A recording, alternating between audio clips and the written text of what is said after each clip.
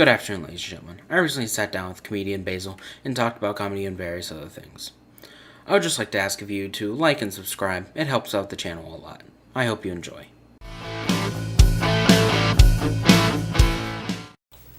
Good afternoon, ladies and gentlemen. I'm right now sitting down with Basile. He is a comedian, very funny.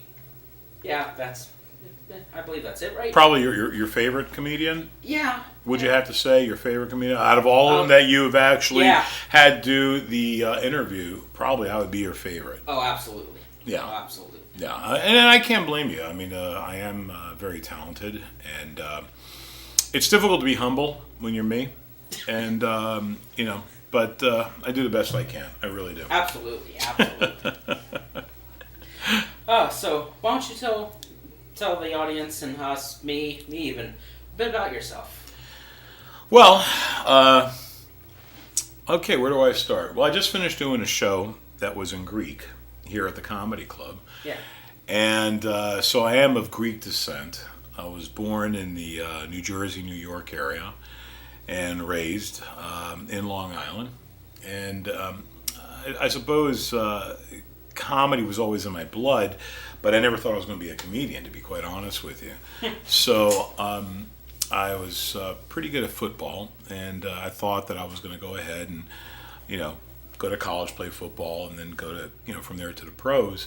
And my career got sidetracked in college, so I basically couldn't do all the things I wanted to do in life. And I thought, I don't need to worry about books. I don't need to do all that.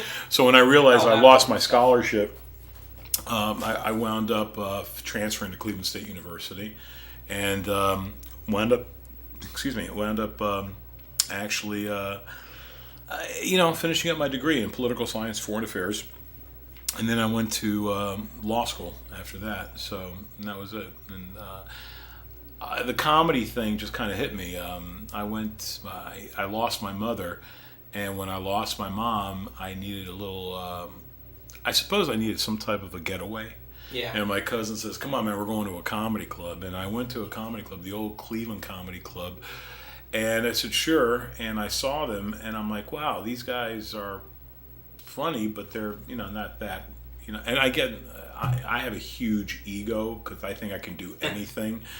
And I said, well, I'm funnier than these guys. And my cousin bet me $20 that I would not go on an amateur night and do 5 minutes. And I'm like, are you kidding me? Absolutely, I can do that. So I wound up going to a comedy club on an amateur night, and I won.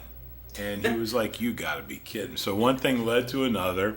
And then I got started with, I guess the favorites. It was me, Steve Harvey, Mike Veneman, AJ Jamal, Special K, Bert Teesbury. And of course, Steve is probably the big standout out of all of us. But, my career didn't suck so bad either. Of course, I don't have a ton of television shows and movies and stuff like that I was executive producer of, but I have written some books. I have been on specials. I do my stand-up in Greek all over the world and in English all over the world. So I've had my successes, and you take them as they come. Yeah. How was it to grow up in America, even though you were born in America, as like a Greek descent? Well, we basically had a lot of conservative values in a wide open American society. So you basically have to go ahead and, balance things out. And, my mom and dad didn't really understand all of the crazy lunatic things that were out there that I was doing. I think to the day my dad died, I would never understand football. And my father was only 5'3". I'm 6'2", standing up. And, I was this, my dad lost his hair when he was in his 20s. I still have my hair. My dad was 170 pounds wet. I'm 240 pounds. It was just a big difference, in size and features and stuff like that.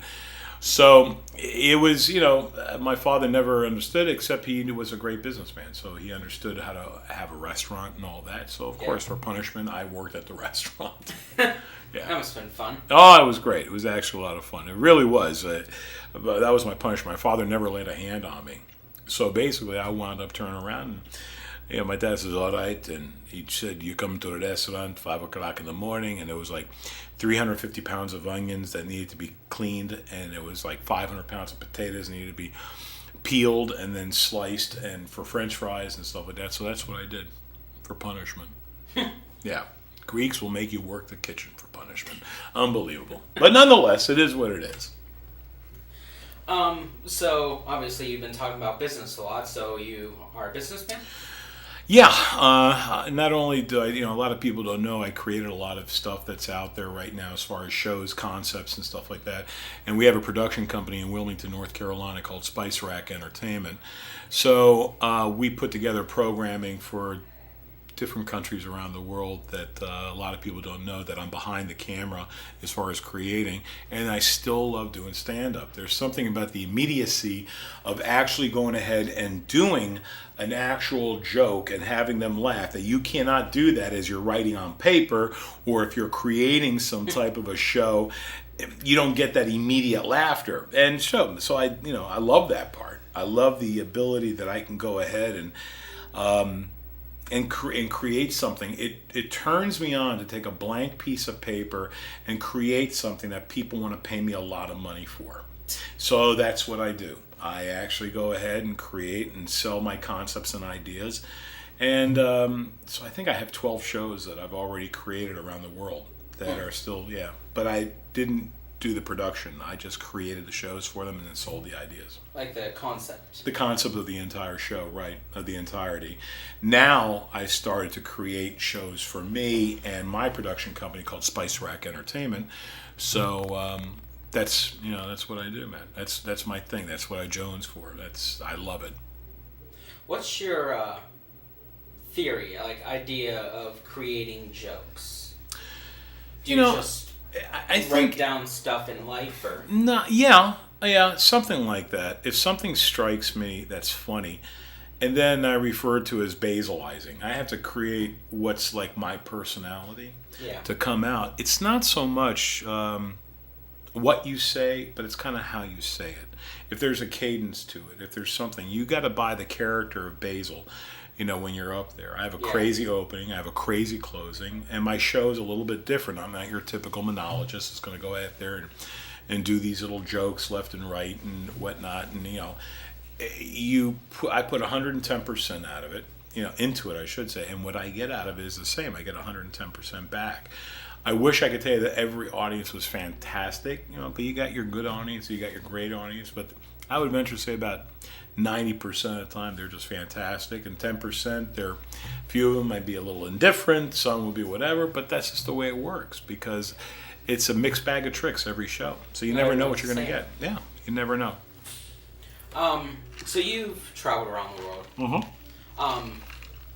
Other than America, and let's just go with Greece because that might be your favorite. What's your favorite, like? Oh God, I performed throughout South Africa, Australia, all throughout Australia.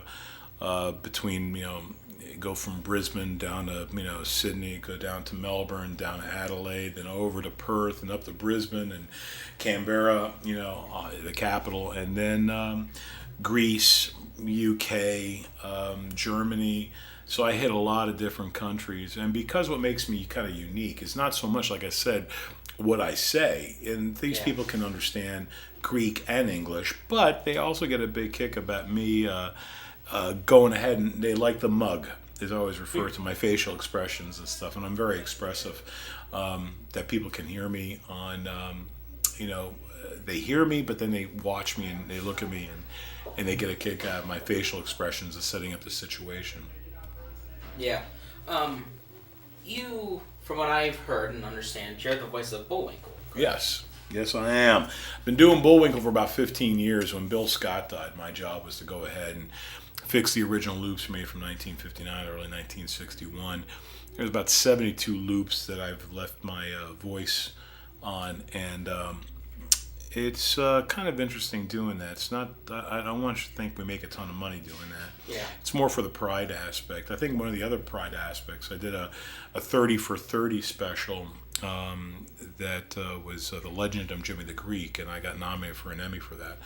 So when you do that, that's a little feather in your cap. Doing the voice of Bullwinkle, it's a little feather in your cap. So I got these bunch of little feathers all over. And you take them, and I do a ton of Japanese anime, Blue Sub 6, Unai, Bubblegum Crash.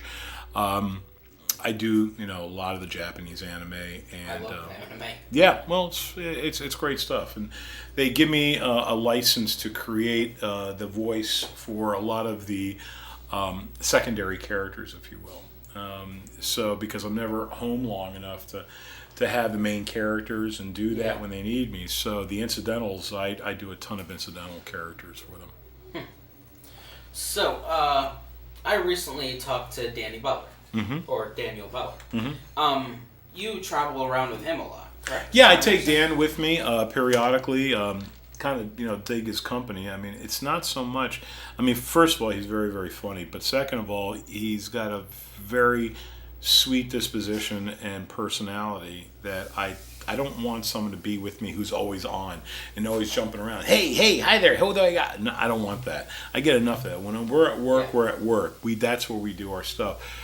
When I'm with Dan, we talk about everything from finished carpentry to writing to coming up with concepts and ideas. And Danny Butler's a very, very, he's a lot of fun. And I love touring with him. I like taking him on the road with me once in a while. So we did get a chance to do that. Now, of course, we're right now sitting in the Comedy Cabana. Yes. Myrtle Beach's 4-star comedy club.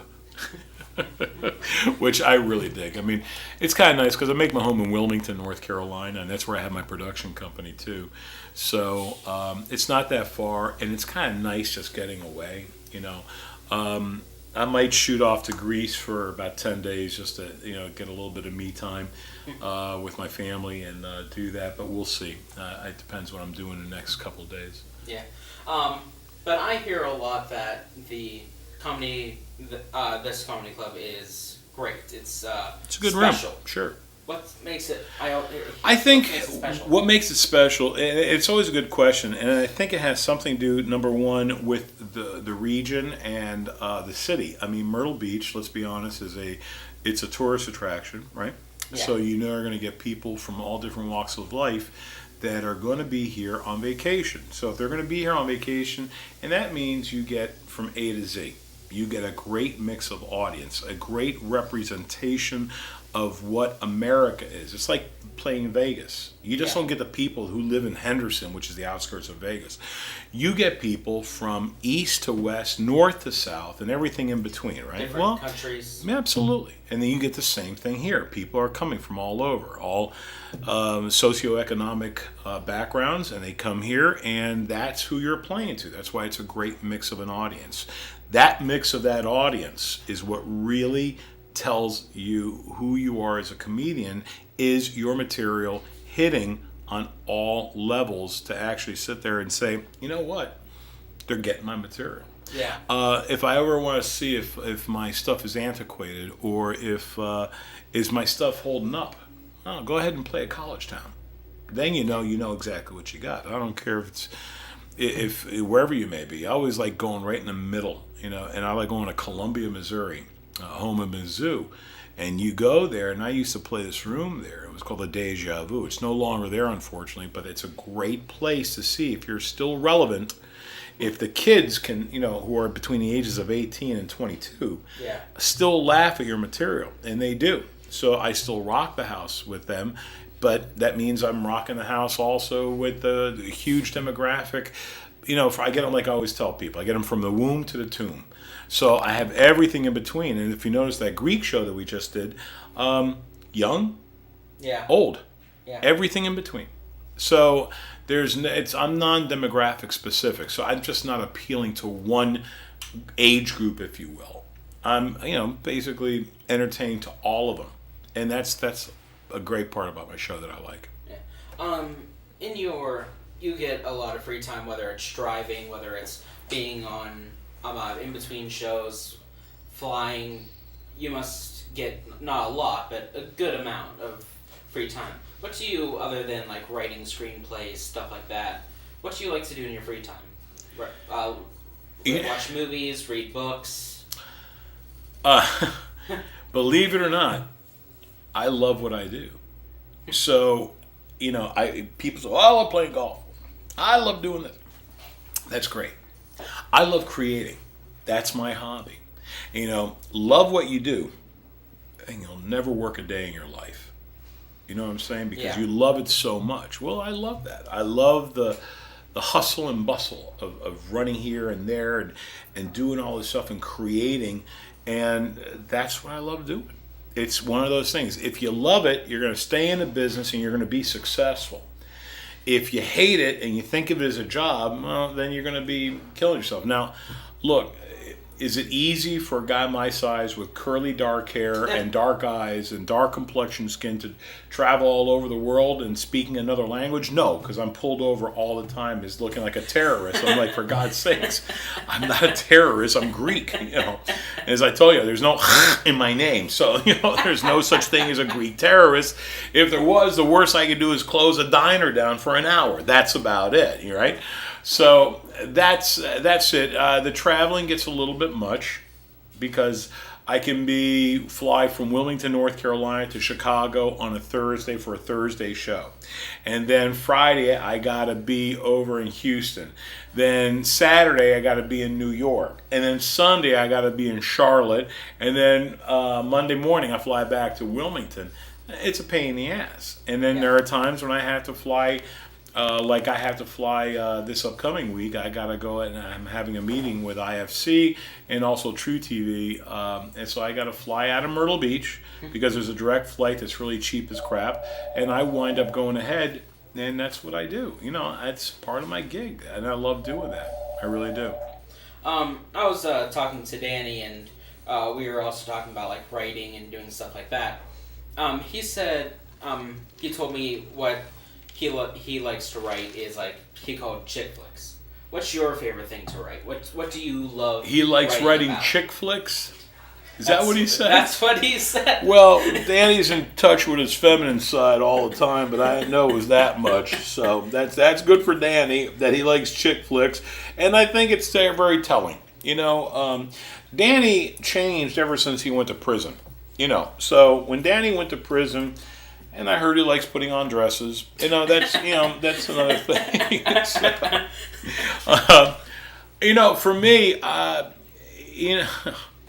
like just hanging out with my family. I like having my cigar. I like having my Grand Marnier, and kind of create the ultimate deal. I'm always trying to make the deal. That to me is fun.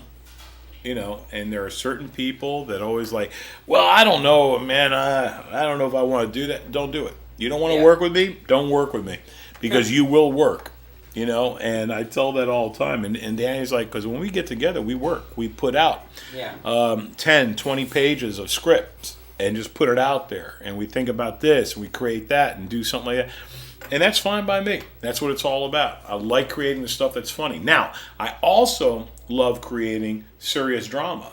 I've sold 2 major movie scripts, sold them already. I got one going ready to go to Playtone, Tom Hanks' company. So we're going to go ahead and sell that bad boy off, and they liked it. So if they liked it, it's all theirs. It's fine. Got no problem with that. Of course, you have a lot of new people always trying to come into comedy all the time. Like whether they are actually good or their mother told them that they're good. What's some good advice? What's something that they need to know, or that's a good thing to know when coming into comedy or the entertainment business in general? If you want to get into the business, it may not be the best time right now. I'm just being honest with you. It's very difficult. There are headliners that were major headliners that are now feature acts, middle acts. Yeah. It's and the business has gotten to the point where it's gotten political, and it's gotten like if I'm a manager and I own a comedy club, and I represent 2 or 3 comedians, I make deals. Well, I'll bring your comedians here if you hire my comedians, and back and forth and this and that. There's a lot of companies that I'd rather not mention who do that with some major comedy chains. That these comedy chains represent also a side of their company, represent a bunch of comedians. And guess who they're using? They're using the comedians that they represent. Why? Because they can pay them dirt, and they also get a kickback commission on it. It's almost like a double commission. That's just the way it works. It's the way of the business right now, unfortunately. Until one day it gets cleaned up, and it will, because someone's going to feel slighted and whatnot. So that's just the way it is, and that's cool. That's what the rules are. That's fine. I can live with that. All right. Well, I thank you for your time and sitting down with me for this. Not a problem. It's very nice to do an interview with you. I've known you for some years. A lot of people know that I was a stuntman in the porn movie industry for many years, and I'm only kidding. So, but I've known you for a long time. You've always been a great fan and a great guy to know and hang out with. And I always come in the kitchen and always try and steal food from you. But I actually I dig you. Very, very cool cat, and hopefully we can do this again. All right, thank you. And ladies and gentlemen, please remember to like and subscribe, and I'll see you again soon.